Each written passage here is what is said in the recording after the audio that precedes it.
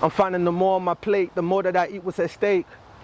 I map out my thoughts and traits. I know that I find my own way. I failed at music at one point, I would say, just because of my lack of intention of pursuing it, you know? So I feel like I failed in the beginning of my career. And when I say fail, it's F-E-L-L, not fail, but fail. Like, I just fell down for a second, that's all. The day you decided to be like, man, Farrow is my name. What does Farrow mean to you? My acronym I actually created for it was Forever Adapting, Receiving Rewards of Wonder. Hey y'all, hey, and welcome. If you like what it is that you see, like, comment, and subscribe. You can follow Visionary Price, the amazing visionary behind all of this, and follow myself at Miss We Care. We got more content coming, guys.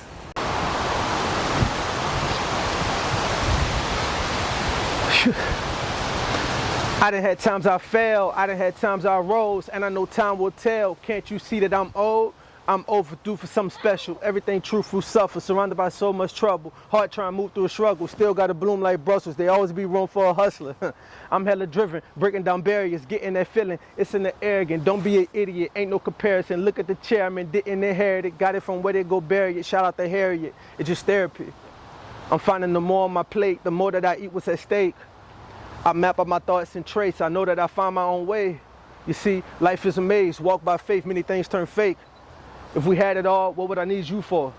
What would you need me for? What's your reason? Do you believe in God?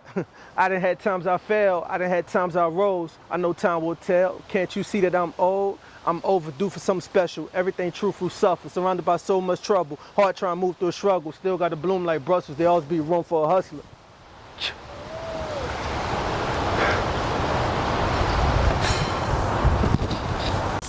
What's up, visionaries? I am Visionary Price. We are at the Visionary Place. Make sure you like, comment, and subscribe. That's the only way we're going to be able to keep this going. This one is for the visionaries. Everybody go through things and looking for a way out. This your way out. So tap in for sure. This for us. Let's go, visionaries. What's up, y'all? It's Visionary Place. Yeah. Visionary Price. Yeah. I'm here at the Visionary Place. Nature is so beautiful. It's you beautiful feel me? out here, dog. I love it. Not too many things better than fall weather, bro, for real. Hey, first of all, fall weather remind me of Chicago. Hey, I got my hoodie on. You heard me? I'm digging it. You feel me? Yes, sir. Yes, sir. Today, I got one of them ones, man. This guy's really an artist, not a poet, but you know, it's the same thing in my eyes because it's about lyrics, it's about touching people's soul, and we do that so well, whether we're an artist or a poet. This guy just dropped the album, but really, I'm most interested in his brand, Central Time. It's amazing. I'm gonna let him talk about it, but also I'm gonna let him introduce himself. Oh, that's hard, man. Thank you. Thank you for that introduction, bro. You know what I'm saying? It's beautiful out here. Price got me in the woods, man. This shit amazing. I love it, man. But yeah, I'm Farrow, man, aka Farrow the King, whatever you want to call me, you hear me? But this is awesome, man. I'm blessed to be here. This is my very first podcast interview, so shout out to you, Price. Hey, I wanted to say that, man. Appreciate what you're doing with this platform, you know what I'm saying? And this is awesome. So I guess, where do we start, bro? Where do we start? All right, so they already heard your poem, your rap. Yeah. You feel me? It's been times where you failed. Yeah. It been Absolutely. times you rose. Mm-hmm. You know what I'm saying? Speak on that, because I feel like no matter what you're doing in life, nigga, that hard time gonna come. One way or another. And them times where you blessed gonna come. Absolutely, bro. Talk about that. Man, I think that's with any level, you know what I'm saying? My uncle, he told me something. He was like, every time you reach a new level, you're at the bottom of the next level. You know what I'm saying? So it's like, you know, you pass first grade, you at the bottom of second grade now, so you got to learn the whole second grade curriculum and prepare yourself to get to third, you know. And so Felon Rose, man, that was something I think that we all could connect to. For myself, I grew up in Holly Grove, New Orleans, and I wouldn't say poverty. I was blessed, had a roof over my head and stuff like that, but at the same time, the fail part is just a metaphor, I guess, of my childhood and just the things that I feel like I lacked as far as conversations, habits, you know, things like that. And the rose is a metaphor for unlearning a lot of false narratives and developing myself, you know, and whether that's mentally, physically, spiritually, emotionally, all that, you know, and yeah. You know what's beautiful about that though? Yes, sir. Double meaning. You rose, Yeah. but also you rose like a flower. You know what I'm saying? You blossom. 1000%, man. I think it's crazy you say a flower because I love using trees and stuff as like a metaphor in my music. We in nature. That's why we're in nature, bro, for real, because we are so planted in so many things, you know, and whatever that thing is going to develop, you know. Whatever we watering in our lives is going to rise into fruition, is going to become something, you know. And that's why it's important to be intentional about, you know, our lives and the way we living and stuff, you know. That's what I'm learning for myself, at least. And yeah, man, there's a few times I done failed in school, didn't pass the grade, but as far as just not doing your best, you know. I failed off the football team. I quit football. I failed at music at one point, I would say, just because of my lack of intention of pursuing it, you know. So I feel like I failed in the beginning of my career. And when I say fail, it's F-E-L-L, not fail, but fail. Like I just fell down for a second, that's all. You didn't fall. Yeah. You fell back. Yeah, that's it, man. That's it. Quick slip, you know. Yeah. That's it, man. That's it comes with that, you know what I'm saying? You said something key. Yeah. You said that Good. down. Yes, sir. Yes, sir. It's all good. It's all good. We talking good, man. We're getting warmed up. Yeah. Absolutely, man. You know, being from Holly Grove, being from the struggle. You, first of all, I'm from Chicago. So I heard a lot about Holly Grove. Yeah. You know, I think Lil Wayne may have said it. I don't know if that's what he made it popular. Yeah, you feel me? Yeah. For people that don't know what that looks like. Yeah. Like, what do that actually look like? It's something you have to see to believe, you know. I had a brother of mine, he came in town and he's from the East Coast, somewhere Connecticut, somewhere up in there, and he's from like, you know, I guess the hoods out there. And he came in town, he was visiting New Orleans. He was like, bro, this, he was like, what is this? He was like, this is poverty, bro. You know, because the housing, the streets, it's crazy, bro. What is it to learn though? What is it to learn? Yeah. As far as what you mean? Period. Like, okay, you rose there. Yeah. You know what I'm saying? Or did you have to lead the rise? A little bit of both. Yeah. A little bit of both. I was pushed out because of Katrina, unfortunately. Nonetheless, my time there spent, what you learn is character. You learn how to talk. You know, you learn how to move in certain rooms. You know, you learn how to read the room. And that's something that's, I think, in any inner city, you know, as far as like growing up in the urban areas and quote unquote hoods and stuff, you know, you get an understanding of characters and you understand how to develop and conversate with just about anyone. You know, especially in New Orleans, man, you don't meet strangers for the most part. It's like everybody know each other because it's like a welcoming thing, but at the same time, it's like, okay, I know how to move around this type of person. I know how to move around this continent.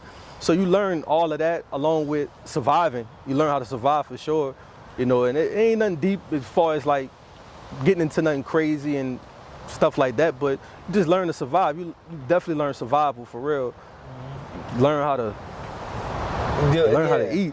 Right, you feel me? I think the good thing about, you know, being from them type of places, if somebody's up here, they might not necessarily know what it's like. You know what I'm saying? 1000%, bro. And you can learn so much from any and everybody. Yeah, you feel me? For real.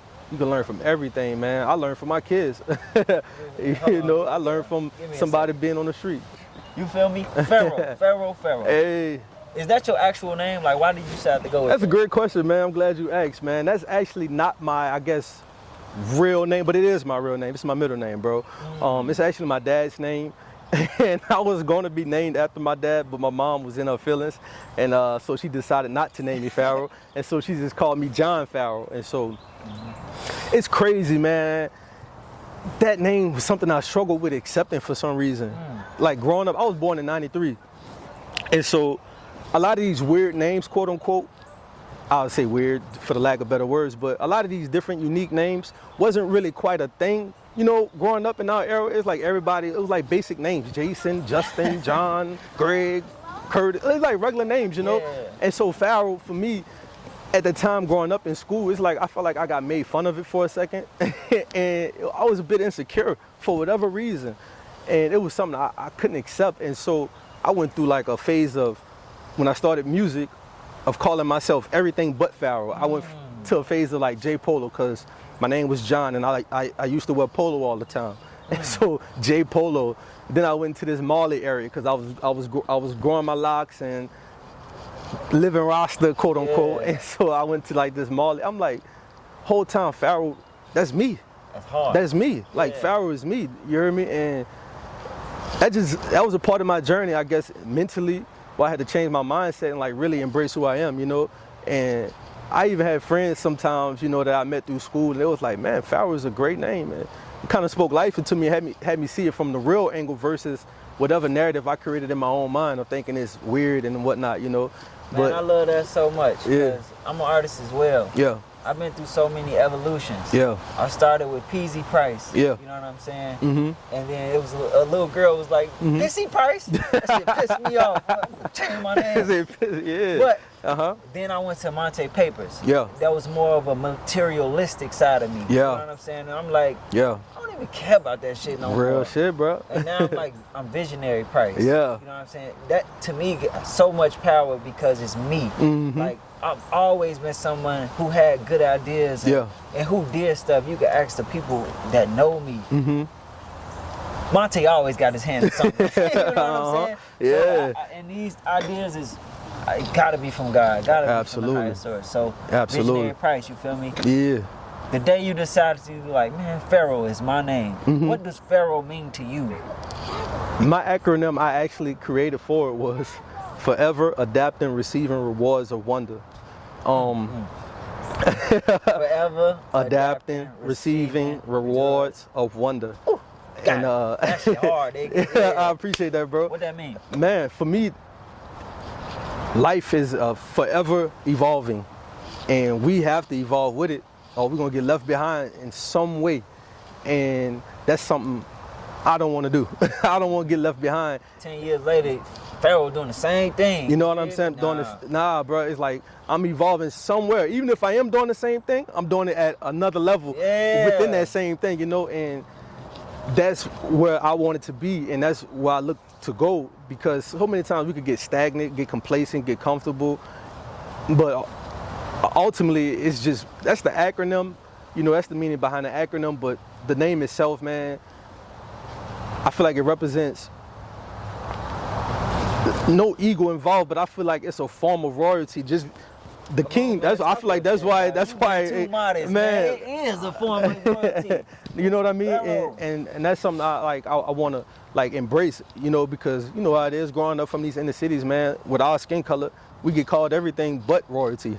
you know, you know, everything. But they forget to call us God. You know, yeah, preach. And that's what I want to, I guess, showcase as I like grow and use my platform, you know, and create this organic space of authenticity, if I said that word right. Absolutely, bro. Just so we could be ourselves, you know. And that's what I guess embracing my name is. You know, I didn't want to go the nickname route. I wanted to find something in myself that I could ride with. And John was just too common. And then the whole time my middle name right there, Farrow, I'm like, boom, that's it. Yeah. That's it, bro. Nah, that's dope. I like that you came to that knowledge. Some people don't. Yeah, that's real talk, man. But nah, to me, Farrow means so much. Fuck it, I'm gonna share it. My son, his name is Kemet, and Kemet comes from Egypt. Like, it's the original name for Egypt. So I named him Kemet, and you know, on the walls, the hieroglyphs and all that. We come from kings and queens and pharaohs. That's what they used to be called and stuff like that. That's beautiful. Nigga, put your crown on. Wear that motherfucker. Keep your head held high. You know what I'm saying? I love that. I love that. This society has a good way of dumbing us down, and I'm tired of it. Because I could call you a nigga easy, but if I call you a god, the room get weird. Right. It shouldn't be. And it shouldn't be like that. Real talk. I'm gonna shut up. I love that. I love that, bro, because it's like, why is it like that? You know what I mean? Because where I'm from is that exact thing. You know, we could call each other niggas, bitches all day, and then as soon as we address each other like that, it's like, wait, why you calling him that? Why? Because real talk. It's like, but man, come on, man. You gotta understand where we come from and our value. in this space of the world, you know. We really have a spot here, and we all here for a reason. Come on, man. You know, and I think we should all pursue that however we can, you know. All right, so this part of the conversation might get a little vulnerable, you know what I'm saying? But if you feel like sharing, that's cool. Where did you come from? Like, how was you raised? Like, mom and dad, you know, how did they raise you up? So if I'm being really transparent, Pops had a family over here. My mom's is doing that thing over here. Somewhere they met and had me. You know what I'm saying? So I didn't really grow up with Pops in the household. It was me, my mom, my two sisters, and my brother. My older sister, she left at a young age, like 16, went to go do her own thing. You know, she always had bigger visions, and she was a hustler. So she got out and she been on her own. I want to say since 16. Forgive me if I'm wrong, sis, but I want to say it was about 16. And so then it just became me, my other older sister. I'm the youngest of four in my household. Me too. Oh, word, hell yeah. And so it was just me, my brother, and my sister rocking out at the crib, and my mom working the normal 9 to 5, doing her thing, working as a janitor. Well, she worked there for about 30 years, man, and just seeing her come home and get right to the kitchen to make sure we eating, when it's like, damn, bro, like, it was crazy, man. So I always admire her strength, man, but didn't really have Pops in the home. You know, Pops will pop in here and there, provide some dough, drop off some bread, ask me how it's going and stuff like that, but he wasn't really around. And my parents are older. My parents are real old. How old? Like, my parents is in their 60s right now. Same. Yeah. Yeah, well, my Pops, I want to say he's in his 80s now. Yeah. But my mom, she's in her 60s. She makes 70 this upcoming year, 24. Oh, wow. She makes 70, man. And so, you know how it is with older parents, you know, it's a bit slower, you know, a lot less fast pace. It's more of a slower pace. Facts. And you kind of do your own thing, you know, while they kind of do their thing, you know, as adults and work and stuff. But yeah, man, that's what it was like growing up, man. It was crazy. We grew up similar, I'm not gonna lie. That's crazy. No bullshit. Like, my mom, she was a working mom, so I would see her, she'd go to work, come straight home, take care of the kids, cook, all that, you feel me? It was times she'd go to work, go to school, come back like 10 o'clock, still cook. That's crazy. Mama is like superhero in the crib, you feel me? Come on, man. Dad was there, but you know, Dad was there. I can't even lie. You know what I'm saying? He was there to give me advice. I can't say he wasn't in my life. But my dad come home when he feel like it. Fuck with you, Dad. But, you know, it's the truth. Real talk. The reason why I said that, right? You didn't have the same type of thing with your dad as I did. You know, my dad was there sometimes. How did you grow yourself to be a man? You know what I'm saying? Usually when it's unbalanced, you know, it's hard for us to really lock in. Man, if I'm being completely transparent, I just turned 30, and that's something I'm still doing, you know, and still constructing. How do I want this man to be? Who do I want this man to be? Who is this man? You know, and that is what I'm still creating right now, because I believe that that's what we do. We create ourselves. Yes. We don't find ourselves. That's a fact. We create ourselves. So you remember when I had lost that thought? I remember now, right? You were saying something similar, like whatever you focus on is what you'll be. Absolutely. Fact. Yeah, bro. man. Like, whatever we water, it's definitely going to bloom. We are just like plants. Yeah. Whatever you around, whatever you around, you're gonna grow just like them. That's you know what I'm saying? For real. The Absolutely. best way to grow, if you were in a negative environment, sometimes you gotta get replanted somewhere else. Amen. You know what I'm saying? Amen. But focusing on bullshit, you get bullshit. Focus on growth, You gonna grow. you're gonna grow. That's it, bro. I love that. That's 1000% true. And so, yeah, that's what it was like growing up, man. Slower pace, like I said, with older parents. So I found myself in so many other things, and one of them being hip hop. How did you find hip hop? How did I find hip hop? By just being overly consumed in music from all angles. From each relationship I had growing up, there was a moment somewhere in music that I had with them. So with mom, it was like ballroom music. And that's the same way where it was with my dad, because her and my dad spent a lot of time in the ballrooms and stuff, you know, growing up. That's when ballrooms was a thing for the older crowd. Not really, they ain't in the clubs, they in the ballrooms and shit. Yeah, that's what we call it back home, man. So it was like that ballroom music with them. Then with my brother, he's like the complete opposite of like all of us. He listens to like rock classic rock music. And so I had built that relationship with him. And with my sisters, it was like New Orleans rap and bounce music. And for myself, turning on the radio, it'd just be whatever the hottest song is right now. And so that is what introduced me to like music as a whole, you know. Then my little cousin would come over sometimes, you know, 106 in Park, we'll like rap the songs with the remotes in our hands and perform the songs like that. So that's how that relationship formed with hip hop, you know. And so storytelling raps, just hearing people speak on things that I could relate to, whether that was Wayne rapping about Holly Grove, it's like, damn, Wayne rapping about Holly Grove, he made it, bro. I'm like living here right now, like that's hard, you know. And so just finding my way of dissecting lyrics and seeing what I could receive from it is, I guess, what kind of helped me have some sort of guidance, you know, to become a man through that music, you know, perspective. But honestly, like I said, it's something I'm still creating, and I built it also, you know, when you're around sisters, bro, you always feel like I got them. You know what I'm saying? So being around my sisters definitely created that within me, like just being that protector, you know. And they feel like they're probably protecting me just because I was the youngest one. But at the same time, it's like, man, I got that in me too. You know what I'm saying? I got y'all just as well as y'all got me. You know, and so that's what kind of helped groom me too, and you know, become a man. Yeah, we still learning every day. We learn every day. Damn, this shit is a learning process. Real talk. Forever evolving. Yeah. But like you say, if you don't change, you're gonna get left. You feel me? Real So, talk. As long as you got that awareness, Yeah, you'll always be straight. I love that, dog. For real. For real. So. Yes, indeed. Please explain this to me. Central Time. Yeah. The brand. Yeah. In itself, what does it mean? Man, the brand itself. So it means creating truths and harmony amongst creators. Like right now, me and you having this conversation, we on Central Times.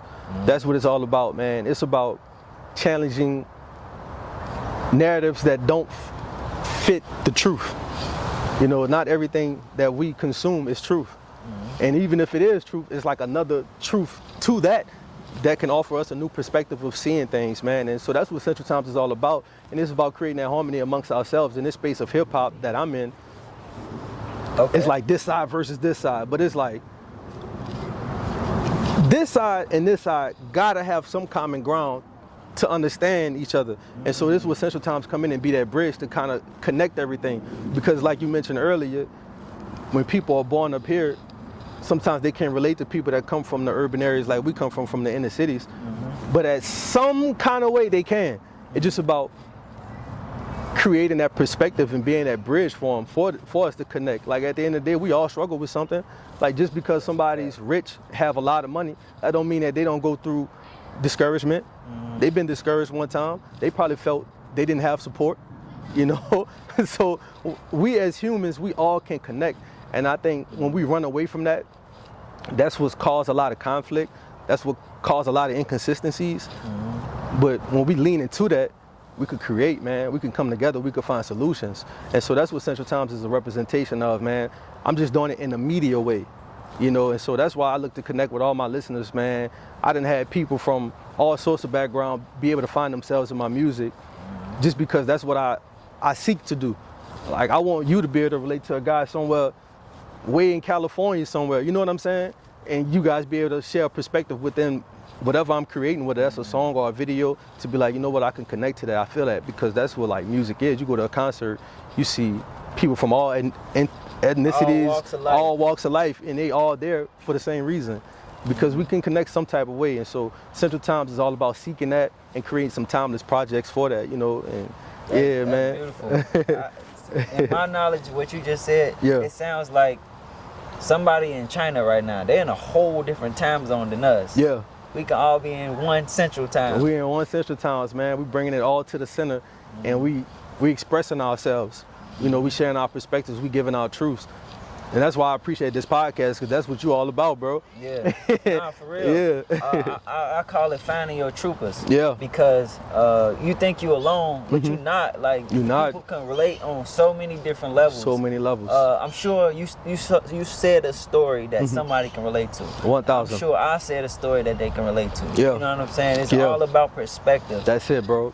That's it, man. And I think as we do that and we express that vulnerability, that we can connect. Because so many times we look at being vulnerable as if it's this weakness. We picture it as somebody balled up, crying, just Weak. weak. But it's the complete opposite. When we can lay it out and really be ourselves, and share where we come from, share what we learn, man, that's what the magic is. I think what's beautiful is growing up, you watching these programmings, like these TVs, and everything's so cut and perfect. It's lame. Nigga, be yourself. Be yourself, bro. Like, even when I'm doing my intro, it's me. But I don't try to be like, hey guys, welcome to my fucking channel. Like for real, bro. Yeah. You feel me? So just try to be authentically you, like you said earlier. I love that, man. Because growing up and growing into myself, this wasn't even like a childhood thing. This was me grown. I found myself in the climbing the career ladder at a popular hospital back home. And I'm changing the way I'm talking in meetings and stuff. I'm like, wait, hold on. Yeah. I'm like, let me slow it down. It's like I can speak up and pronounce words the way I talk. I don't have to, good morning, everyone. No, man. Like, hey, y'all, what's up? We here, It's not necessarily slang. It's more so, I'm just being myself. Yeah. And for me, do you feel like, my bad, do you feel like you can speak how you naturally would talk to somebody, but also be articulate and still keep your same swag to you? Absolutely. Because that articulating part that you're speaking of, that's just a understanding concept, because you're just understanding who you're communicating to. You know what I'm saying? And so that's really all you're doing when you're articulating your thoughts. You're just understanding, all right, this is how I have to talk to this person to connect. This is how I have to address this person to connect. And so I definitely think you can do that. I think that's what we should be doing, honestly, because code switching, that ain't it. That ain't it, bro. Yeah, code switching is crazy. It's not received well neither. It's like somebody, even if they don't say nothing to you, somebody reading that and like, nah, that ain't it, bro. Code switching to me is like impersonating that person. It's insulting. Like, what you mean? Don't come to me like that, come to me like you.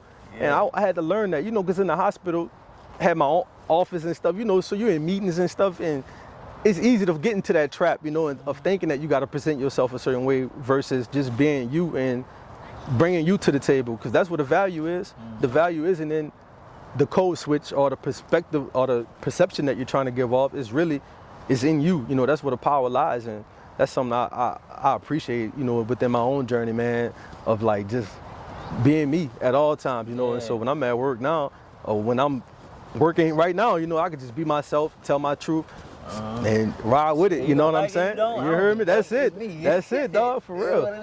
For real, bro. Yeah. Real talk, man. That's crazy. So when your album was supposed to drop?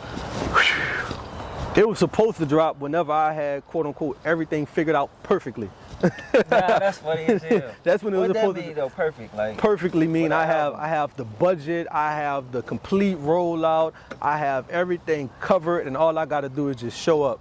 That's what perfect looked like in my mind, and that's when the album was supposed to drop, when everything was 100% mapped out. So what happened and why you felt like, was it perfect? Did they ever get perfect? So it is perfect because that's how we got to see things. We got to see it all as it's perfect. No matter how it come out, it's like, this is perfect because it has happened. But what I found was searching for that perfection was slowing me up. I just saw something the other day and it was like, do you think perfectionism is really fear? And the guy was like, I think it is a part of fear, because it's like you're scared that something's going to mess up, or you're scared that this is not going to work out the way you think it's supposed to work out, when actuality it's like, take that step. And so that's what this album was for me. It's like, man, a lot of things I thought I needed to drop an album, I honestly didn't need it, all the way down to the mixing and mastering of things. It's like I didn't get some of the songs completely mastered just because it was like, the time is now, bro. So it's like people need it. Nah, no cap. So when you decided to hit the button to drop it, you didn't have the budget, you didn't have the proper mixing and mastering. Nah. What didn't you have that you wish you had? All that you just mentioned, along with more content. I wanted more content for it, which is why I'm creating content every day still for it, I didn't have the shows I wanted lined up properly to where I can go on like a tour. Didn't have that. The merch didn't drop, but we're about to drop. Yeah, that's good. And so I didn't want to let any of that shit take a long motherfucking time. Absolutely. But go ahead. Real talk, exactly. You didn't want to let none of that. I didn't want to skip any of those steps, bro, just because of like, I wanted this album to be received well, and having all of those things can get it out there for it to be received. And I was letting all that stuff slow me up. I was creating those obstacles. But it's like, what can I do right now? And what I could do right now is drop this thing right now, let everyone hear it, and build on that. And that's what I decided to do. And I was like, man, it's no better timing than right now. And I just went with my move, bro. No overthinking. That's one thing I'm learning, bro. I'm using every moment not to overthink. You know, I calculated, okay, 1 + 1 = 2. Let's roll with it. You know, versus creating all these obstacles for ourselves. So shout out to Serotonin. She said this the last episode. She said, I was waiting on this perfect opportunity to come. This shit never came, man. I missed my beat. So just do it. Like, it's no perfect time to do nothing. Yeah. It's a deal. Just gotta do it. And now if I could piggyback off that, that's how my last album that was supposed to get released, that's how that kind of got quote unquote sacrificed, because of that moment. Waiting for that perfect time, waiting for this perfect thing to, whatever we create in our minds, you know, to wait for. It's like, bro, that shit, it's non-existent. All we have is right now, man. So what you can do right now, do that and watch what happens. So I got a quick story, right? Even the conception of Visionary's place, if I would have waited, I would have missed a lot. Soon I got the idea, I shot that shit immediately. I'm not gonna lie, like, by me shooting it when I shot it, they was having it's called a Deadly Pens Retreat. That means all the best poets in the world came to Houston. Wow. And I had already 3 episodes out. Come on. Imagine you if I would have waited. If you would have waited. I had the dopest poets on my platform. That's because I timed it right. And they didn't even know. I just did it. That's fire, dog. I got this thing I say, how you want something new but you ain't make room? And, you feel me? Hey, real talk. And so dropping that first album, second album, damn near done. But I couldn't see that. I didn't even have nothing recorded for the second album until I dropped the first one. And so that's why I'm like, I want something new, but I ain't make room for it. So it's like, get this first one out the way, let y'all digest that, continue to build on that. But look what I got cooking too, you know? And so, man, we got to go with our move. For those that don't know you at all, talk about this album, you know what I'm saying, as brief as you can, because we is going to chop up, but get them interested. Let's go. It's your time. Absolutely, man. So Farrow's Son, man, it's for everybody walking these grounds, man. Farrow's Son is an album built on inspiration and perseverance, bro. It's an album where I was grieving, I was winning, I was losing, and I was blessed all at the same time. So it's a range of emotions that you'll find in this album. The cover is my youngest son, Ultrasound. I wanted to post that as the cover. I wanted that to be the cover, man, because of how emotional Ultrasound days are for families. It can be joyful, it could be painful, it could be sad, it could be the greatest moment ever. Ultrasounds means a lot for so many people, you know. And for that day when I received that ultrasound, bro, it was New Year's Eve of 2020. And we was going to turn up on some New Year's Eve shit like we always do. Go in the store. As we head into the kickback, we head to the store first. We get back. We head to the store. I'm sorry. We head to the store. I come out the store. I see my family by the whip in tears, man. I'm like, what the fuck going on? I just came in the store for a second. I get back. We just lost our brother, man. He took his life. He took his life, man, on the same day I received that ultrasound. And it's love, man. It's love, man. And that was definitely a life-changing moment for myself, man. It was something that I'll never forget. And that ultrasound, that picture, it sat in the car for like almost a year before I even realized it was in my car. And so that's what the cover art represents, because I had so many people like, oh, you got another child on the way. Nah, man, I put that cover art because of that day. And nothing on my album was created before that day. And so the album, when you hear it, man, you hear me in my feelings. You hear me happy at the same time, because it's like I finally moved away from home and I'm being exposed to so many new opportunities. I'm building so many new relationships and meeting new people and leaving so much behind. But at the same time grieving, because that was little bro. And from his death, we had lost like 3 other family members that was close to home. And so it was an emotional journey for sure, dog. And you guys are hearing me speak life into myself to get through that, to reach this side, you know. And so, you know, this album is all about perseverance, man. Man, you hit home to me. Yes, sir. Because on one of my episodes with OG with Faith, we talk about in order for something to get birthed, something had to die. Yeah. You know, I don't know what it is. It's just a law, I guess. It's real talk. But it's true. Even my son just turned 1. When he was born, you know what I'm saying? My brother, my dog, you know what I'm saying? He's not gone, but his mind is gone right now. And it's not the same. Like, that was the bond I had with my brother, and it's gone. And then my son came. So, you know, it's one of those things. It's like, it's good, it's bad. Yeah. You know what I'm saying? It is what it is. Absolutely, man. Absolutely. So, yeah, I felt that, nigga. Definitely, man. It was a turning point for sure, man. And I just wanted to create something to represent him at the end of the day, you know, however I could, you know. And so even in my music videos, you could see some of his children. You know, I had his daughters in my latest video, Authority, because he was so intentional about always wanting to be there. He always wanted to be wherever I'm at, whatever I got going on. I'm shooting a video. He like, man, why you didn't invite me to the video? I'll do a show. He like, why I ain't at the show? We go out of town. He like, why you ain't? He always wanted to be present. And so this was just my way of honoring him through this album and showing him that, hey, bro, you with me, dog. You with me, you heard me? At all times, man, for real. So long live Roddy G, for real. Long live. Yes, sir.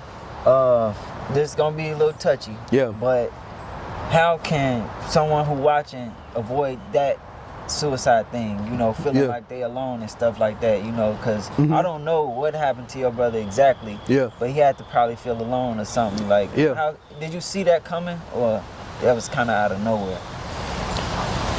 Oh man, that's big, man. That's big. I say it's something that we all have to be intentional about, man, because as family, there was times where we like, man, maybe we did drop the ball without having certain conversations, not really locking in and seeing exactly what someone is in life, you know, because we all go through things, but how are we processing these things? Because one thing could happen to this person, and they come out with two different mindsets.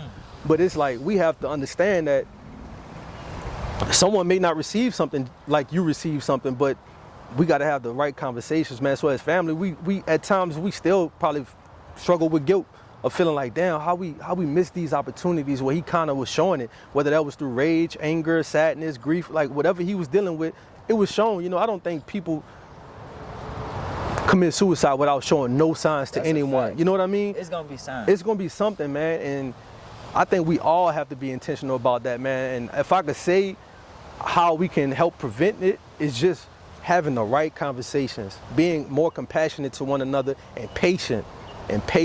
We have to be patient to sit down with each other, and because it's not gonna all just come out in one sit down. It's not gonna all come out in one sit down. You gotta follow up. We gotta really be in tune with one another and be okay with sharing our perspectives and stories, you know? You know another thing? Yeah. Slow down. Slow down. I love that. We move so motherfucking fast. Real talk, bro. We on our phone. We drive. We doing all this stuff. Yeah. Slow down. Love that. Slow down. Slow down, man. And I think from my personal perspective, if I were to just slow down, I'm not God. I'm not saying I could have saved them, but some part of me felt like, damn, if I would have slowed down in some moments with my bro, I could have offered him a new perspective. That's all, you know. And so that part, it still gets my stomach a little uncomfortable, because just thinking like that, man, you know, it's crazy. But I think that is something that we all should do, is slow down, bro. Really lock in on what someone's telling you. You know, if someone is comfortable enough to express certain things to you, slow down, listen. Create a safe ground. You know what I'm saying? So I had a lady on named Centel. We literally just talked about that. You know, about in this room right here, in this space, be you. I'm not gonna judge you. You can cuss at me. You know what I'm saying? You can talk however you want. Outside this room though, nigga. You know what I'm saying? But when we in this space, real talk. Be you. Because I need to know who you are on every level. I love that, man. I love that. And that's what we got to do for each other. You know, because mental health is a thing that we all deal with in some way. You know, it may not be extreme as wanting to commit suicide, but it could just be discouragement. Just discouragement, you know, and we can talk each other through these things, you know, especially brothers amongst each other. It's like, we got to do better for each other, you know. We got to be here for one another, man, because everything else is against us. So it's like, why be against ourselves? In my new song, this on the new album. I ain't even supposed to be saying it. but yeah, man.